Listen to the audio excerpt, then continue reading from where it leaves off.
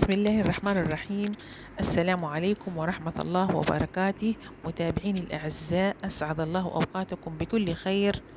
ونقدم لكم خالص الشكر والتقدير على الدعم وعلى المتابعة، وبالأخص اللي هو من جمهورية مصر العربية.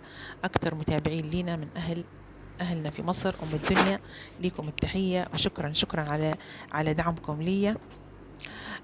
طبعا وما ننسى باقي طبعا أهلنا في الوطن العربي، سواء من السعودية، من فلسطين، من سوريا، من المغرب، من الإمارات، من الجزائر. يعني كل من يتابعني، ما نتمنى يعني حد ننساه.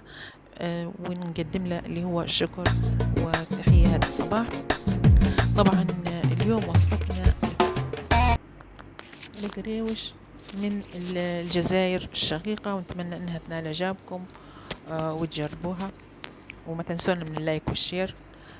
طبعا المقادير الوصفة اللي هو 5 أكواب دقيق، وكوب زبدة سايح وبارد، وملعقة فانيليا، وذرة ملح، وكوب ونص اللي هو من ماء الزهر أو ماء العطر.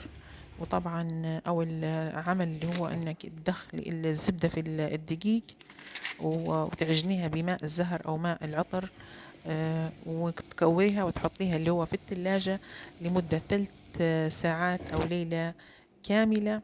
وبعدين تفرديها على طاولة العمل اللي هو، وترشي عليها النشا، وتلفيها على شكل رول.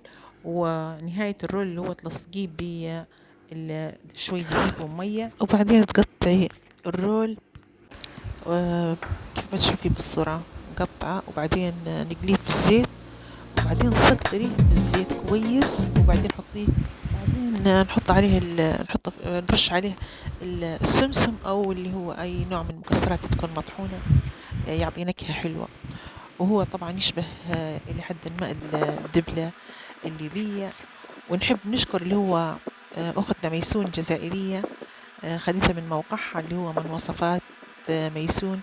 لها تحية، ونتمنى انكم تجربوه وينال اعجابكم، وما تنسونا من اللايك والشير، ودمتم سالمين.